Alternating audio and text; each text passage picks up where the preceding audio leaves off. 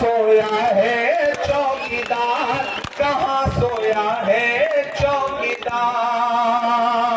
इन्हें सम्मान बिठाया जाए, चौकीदार के मारे ये भी हैं बेचारे, इन्हें बिठाया जाए। बड़े उत्साही कार्यकर्ता हैं, ऐसे उत्साही कार्यकर्ता हमारी पार्टी की रीढ़ है कि चाय बेचने वाला पूरा भारत बेच रहा है। कितना झूठ बोला हमारे प्रधानमंत्री जी ने, क्या कहा? मैं चाय बेचता था। आप मुझे बताओ, यहाँ बैठा हुआ कोई व्यक्ति अगर ये कहता है कि नरेंद्र मोदी जी की बनाई हुई चाय उसने पी है, तो मैं राजनीति से संन्यास ले लूंगा। पी है किसी ने? आज तक पूरे देश में कोई ऐसा आदमी मिला जिसने नरेंद्र मोदी जी की बनाई हुई चाय पी हो? नहीं मिलेगा आपको। कि चाय बेचने वाला पूरा भारत बेच रहा है, इसी काम में हासिल उसे महारत बेच रहा है। रेल बिक गई, तेल बिक गया, बिका हवाई अड्डा। रेल बिक गई, तेल बिक गया, बिका हवाई अड्डा। सब कुछ बिकता देख के खुश है अपने जेपी नड्डा।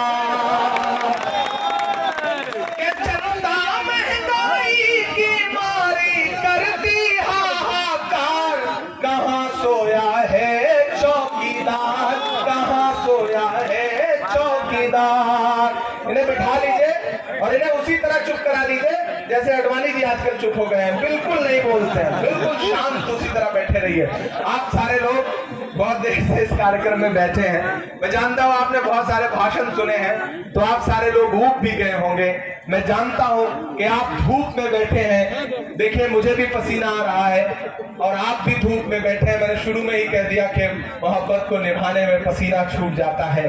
तो एक बार आप सबसे अनुरोध है कि कांग्रेस की जो प्रतिज्ञाएं हैं, कांग्रेस के जो वादे हैं, प्रियंका गांधी के जो इरादे हैं, उन इरादों के साथ अपने आप को शामिल करिए, उनके साथ अपने आप को जोड़िए और कांग्रेस के साथ आइए। 2022 में कांग्रेस की सरकार बनवाइए। प्रियंका गांधी जी तब आपके बीच में आई हैं जब कोई बुंदेलखंड का हाल चाल लेने की हिम्मत नहीं कर रहा है।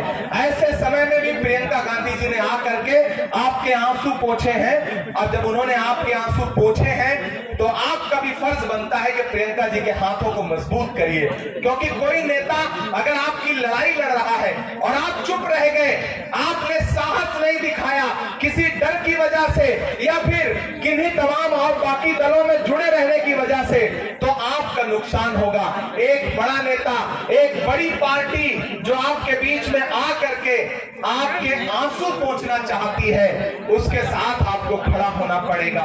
ये देश हिंदू, मुसलमान, सिख, ईसाई सबसे मिलकर बनता है। कांग्रेस पार्टी ने, मैं झांसी में खड़ा होकर के बुंदेलखंड के तमाम अकलियत के साथियों से भी ये कहना चाहता हूं कि इससे पहले आप पिछले 30 साल से कभी समाजवादी तो कभी बहुजन समाजवादी पार्टी को वोट देने आ रहे हैं, वोट देते रहे हैं, लेकिन कांग्रेस पार्टी को छोड़ करके जिस बेहतर की तलाश में आप गए थे, पिछले 30 सालों में आपको वो बेहतर नहीं मिला। अरे वो समाजवादी पार्टी जिसने पिछले 30 साल से आजम खान के नाम पर वोट बटोरने का काम किया मुसलमानों का, आज वही आजम खान जब जेल में है तो उन आजम खान का हाल चाल लेने तक की फुर्सत नहीं है। जो पार्टी आजम खान की नहीं हुई वो आपकी नहीं हो सकती है। इसलिए मैं बुंदेलखंड के साथियों से कह रहा हूं कि ये लड़ाई बहुत बड़ी है। इस लड़ाई में लोग आपको हिंदू मुसलमान के सांचे में बांटेंगे, आपको डराएंगे, लेकिन उनसे कह देना कि मत समझना डराने से डर जाएंगे।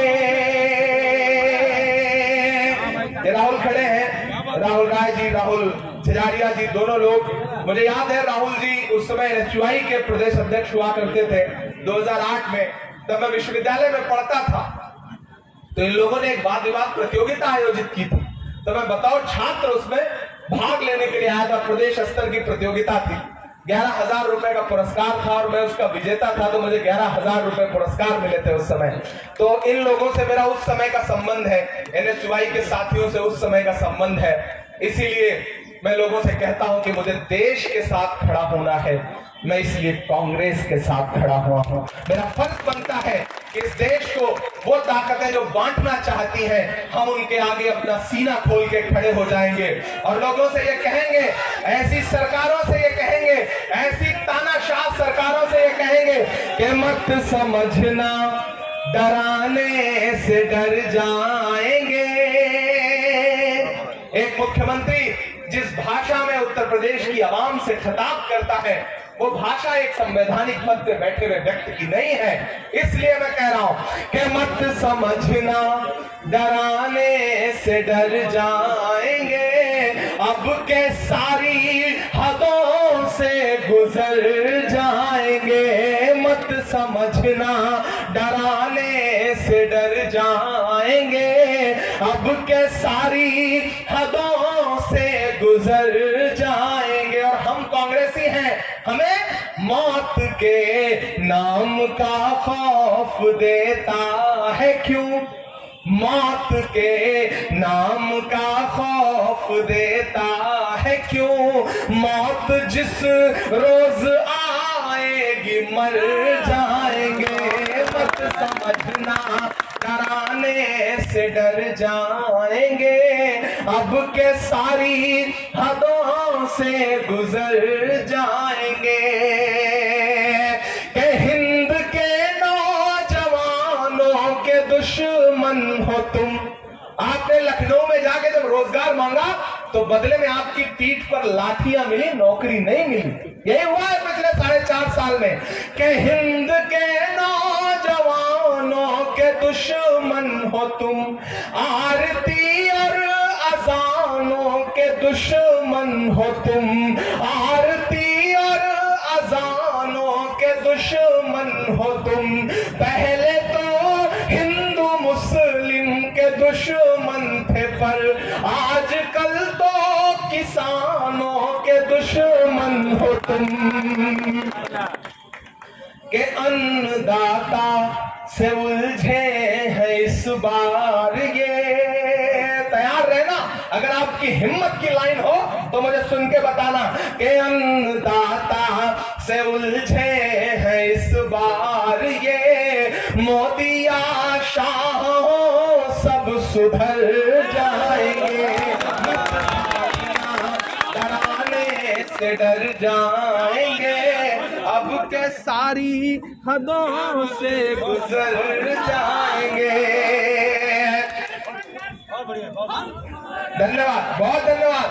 जो ये कहते हैं कांग्रेस ने 70 साल में क्या दिया, इमरान की ये पंक्तियां लेकर के जाना, और अब कोई कहे कि कांग्रेस ने 70 साल में क्या दिया तो उनसे कह देना कि हमने ज़मज़म दिया, आबे गंगा दिया, कि हमने ज़मज़म दिया। भाजपा जानते हैं किस चीज से डरती है? भाजपा डरती है कि एक मंच पर पटेल साहब बैठे हों, खाबरी साहब बैठे हों, प्रदीप जैन आदित्य बैठे हों, इमरान बैठे हों, हिंदू मुसलमान सिख ईसाई जैन बौद्ध पारसी सारे लोग महाराज बैठे हो। एक साथ जब वो एकजुटता को देखते हैं ना, एक साथ जब वो हिंदू मुसलमान सिख ईसाई को प्रेम की बातें करते देखते हैं ना, तो सबसे ज्यादा इस चीज से डरते हैं, क्योंकि वो नहीं चाहते कि समाज शांत रहे। समाज शांत रहेगा तब आगे बढ़ेगा, समाज में प्रेम रहेगा तब देश आगे बढ़ेगा। नफरत से दुनिया का कोई भी देश आगे नहीं बढ़ सकता है। इस बात को, इस धर्म की राजनीति करने वाले लोगों को समझना पड़ेगा। आप कहते हो कांग्रेस ने क्या दिया है, इमरान बताता है कांग्रेस ने क्या दिया है कि हमने ज़मज़म दिया, आबे गंगा दिया, तुमने भारत को दंगा ही दंगा दिया।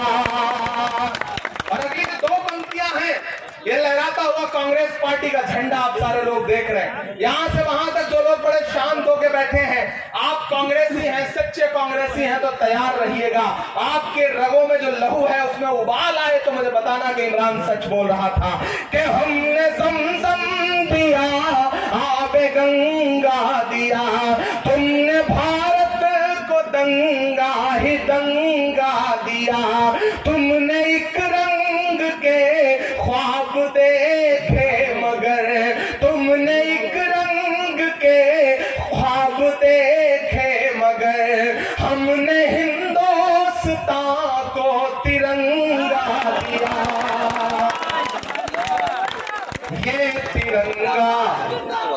ये तिरंगा बदन पर लपेटे हुए, ये तिरंगा बदन पर लपेटे हुए एक दिन इस जमीन में उतर जाएंगे। मत समझना डराने से डर जाएंगे, अब के सारी हदों से गुजर जाएंगे। और ऐसा भी होगा आदित्य भाई, प्रदीप जैन जी, ब्रजलाल भाई के 2-4 लोग छोड़ के बीच में चले जाएंगे। ऐसा कहीं होगा कि इस रास्ते में आपकी तरफ से भी कुछ लोग छोटे छोटे फायदों के लिए इधर से उधर चले जाएंगे। उन्हें जाने दीजिएगा। मीडिया के साथियों ने पिछले दिनों मुझसे सवाल किया कि उधर सिंधिया जी चले गए, उधर जतिन प्रसाद चले गए, आप क्या कह रहे हैं? हमने कहा अरे उनके पिता को कांग्रेस ने मिनिस्टर बनाया, केंद्रीय मंत्री बनाया, उनको बनाया जब वो घुटनों के बल उंगली पकड़ करके उन्हें चलना सिखाया। आज अगर वो छोड़ के चले गए तो सवाल हमसे मत पूछो, क्योंकि बेटा अगर बाप को छोड़ के चला जाए तो सवाल बाप से नहीं बल्कि बेटे से पूछो। सवाल उससे पूछो कि एक मुश्किल वक्त में वो परिवार छोड़ के क्यों चला गया थोड़े से फायदे के।